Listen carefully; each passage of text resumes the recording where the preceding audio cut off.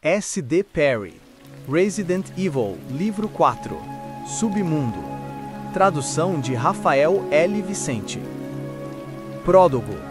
Associated Press, 6 de outubro de 1998. Milhares morrem quando o fogo atinge as comunidades nas montanhas. Doença misteriosa pode estar envolvida. Nova York, Nova York.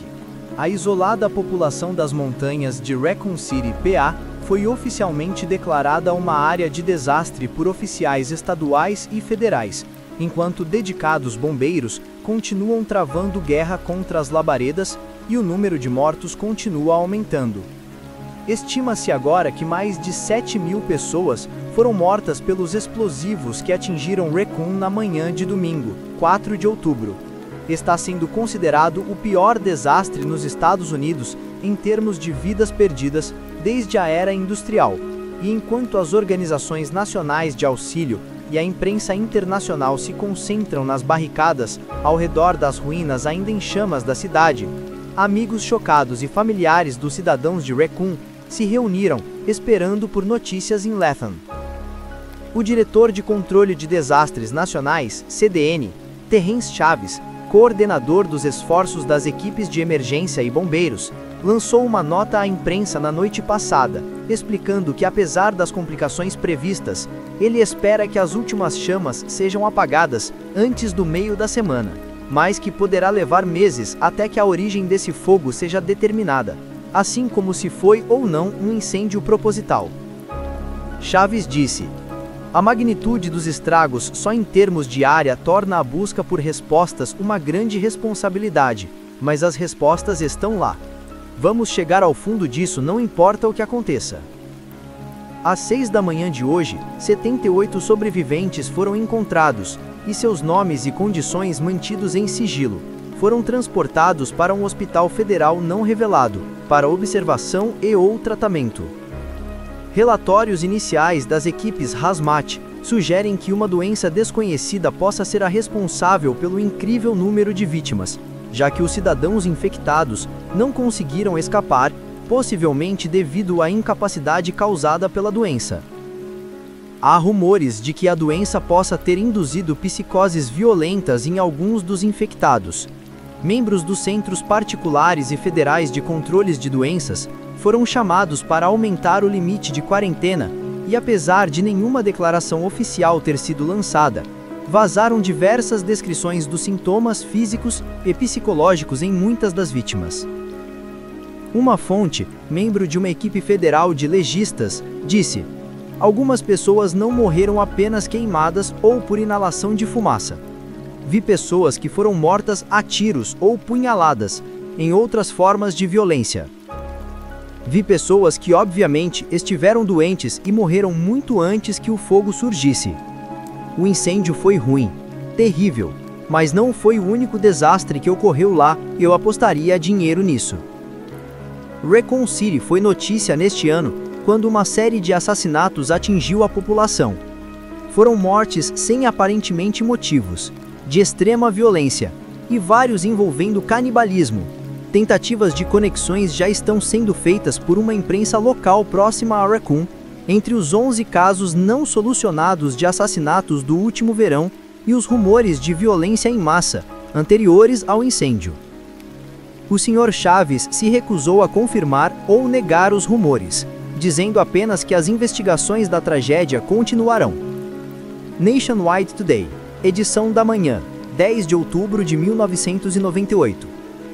Número de mortos em Raccoon aumenta conforme as equipes de busca e resgate juntam forças. Nova York, Nova York. O número oficial de corpos chega agora a quase 4.500, com as ruínas de Raccoon City ainda estando cheias de vítimas do apocalipse, que aconteceu no último domingo de manhã. Enquanto tem início um luto nacional, mais de 600 homens e mulheres estão trabalhando para desvendar as razões por trás da destruição de uma cidade tão pacífica. Organizações locais de socorro, cientistas, soldados, agentes federais e equipes de pesquisa se uniram em uma mostra de determinação e objetividade, reunindo sources e conferindo tarefas para chegar à verdade. O diretor da CDN, Terrence Chaves, o principal oficial da missão, reuniu-se com pesquisadores renomados de centros de controle de doenças do mundo todo, agentes de segurança nacional de várias federações e uma equipe privada de microbiologistas da Umbrella, a companhia farmacêutica que está investigando a possibilidade de haver uma ligação entre os laboratórios químicos nos arredores da cidade e uma estranha infecção, agora sendo chamada de Síndrome de Raccoon. Estudos iniciais da doença foram vagos e inconclusivos, disse o líder da equipe da Umbrella, Dr. Ellis Benjamin. Mas estamos convencidos que os cidadãos de Raccoon foram infectados com alguma coisa, acidental ou intencionalmente. Tudo o que sabemos até agora é que não parece ter sido via aérea e que o resultado final foi de rápida desintegração celular e morte. Ainda não sabemos se era bacteriano ou viral e quais eram os sintomas, mas não descansaremos enquanto não esgotarmos nossas fontes.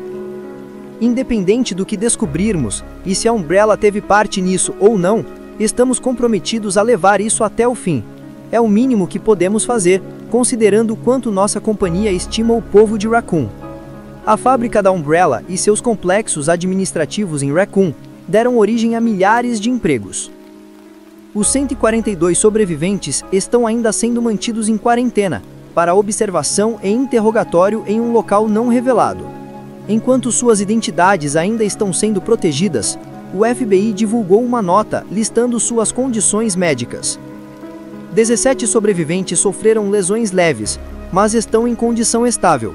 79 ainda estão na lista crítica, seguida de procedimentos cirúrgicos, e 46 dos sobreviventes, mesmo que não feridos, sofreram maiores transtornos mentais ou emocionais. Não há confirmação quanto a estarem ou não infectados com a síndrome, mas a nota incluiu uma referência às histórias dos sobreviventes, onde verificou-se a existência da infecção. O general Martin Goldman, inspetor das operações militares na cidade destruída, tem esperanças de que os que estão desaparecidos serão encontrados dentro dos próximos 7 dias. Já temos 400 pessoas trabalhando 24 horas por dia e 7 dias por semana, buscando sobreviventes e verificando identidades, e eu dou a palavra de que mais 200 chegarão na segunda. Fort Worth Bugler, 18 de outubro de 1998. Possível conspiração por funcionários da cidade na tragédia de Raccoon City. Fort Worth, Texas. Novas evidências descobertas por equipes de varredura em Raccoon City, PA, indicam que a Síndrome de Raccoon, a doença responsável pela maioria das 7.200 mortes que ocorreram em Raccoon até agora, pode ter sido liberada sobre a população pelo chefe da polícia de Raccoon, Brian Irons, e vários membros da equipe de táticas especiais e resgate, STARS. Em uma conferência ocorrida ontem à noite pelo porta-voz do FBI, Patrick Weeks, o diretor da CDN, Terrence Chaves, e o Dr. Robert Heiner, chamado pelo líder da equipe da Umbrella, Dr. Ellis Benjamin, Weeks revelou que há fortes evidências circunstanciais de que o desastre em Raccoon tenha sido resultado de um ato terrorista que deu terrivelmente errado. Os subsequentes incêndios que aos poucos atingiram a pequena cidade podem ter sido uma tentativa de Irons ou de um de seus cúmplices para cobrir os efeitos desastrosos do plano. De acordo com Weeks, vários documentos foram encontrados nos destroços do prédio do RPD, que implicam Irons como líder de uma conspiração para ter como refém a fábrica química da Umbrella nos arredores da cidade.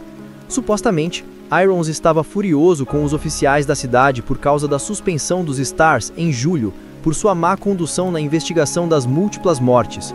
Os agora documentados assassinatos canibais que tiraram as vidas de 11 pessoas no último verão. Os STARS de Raccoon foram suspensos depois da queda de um helicóptero na última semana de julho, que tirou a vida de 6 membros da equipe. Os 5 STARS sobreviventes foram suspensos sem pagamento depois de evidências sugerirem drogas ou abuso de álcool em conexão com a queda. E enquanto Irons defendia publicamente a suspensão do seu time de elite, os documentos indicam que Irons realmente ameaçava o prefeito Devlin e vários membros do conselho da cidade com o vazamento de produtos químicos extremamente voláteis e perigosos se certas exigências financeiras não fossem atendidas. Weeks continua dizendo que Irons tinha uma história de instabilidade emocional e que os documentos, correspondências entre Irons e um cúmplice, revelaram um plano de Irons extorquir um resgate de Raccoon e então deixar o país. O cúmplice é chamado apenas como CR, mas há também referências a JV, BB e RC, todas iniciais de 4 dos 5 stars suspensos.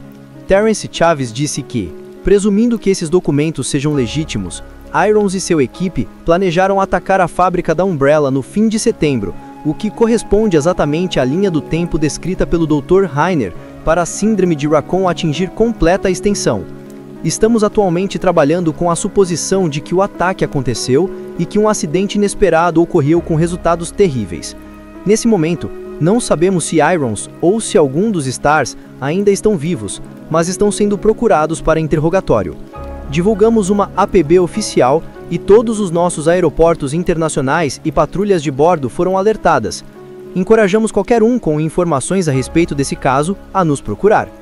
O Dr. Rainer, um renomado microbiologista, assim como um membro associado da divisão de materiais perigosos da Umbrella, declararam que a mistura exata de químicos lançadas em Raccoon nunca serão descobertas. É óbvio que Irons e seu pessoal não sabiam com o que estavam lidando, e com a Umbrella continuamente desenvolvendo novas variações de síntese de enzimas, inibidores de crescimento bacteriano e repressores virais, a composição letal certamente foi uma agregação acidental. Com as possíveis combinações de materiais numeradas em milhões, as chances de duplicação da síndrome de Raccoon são astronômicas. O diretor nacional dos Stars não quis comentar, mas Lida Willis, porta-voz regional da organização, deu seu relato ao dizer que estão chocados e entristecidos pelo desastre e que colocaria todos os seus agentes disponíveis na busca pelos Stars desaparecidos, assim como por quaisquer contatos que possam ainda ter. Ironicamente, os documentos foram encontrados por uma das equipes de busca da Umbrella.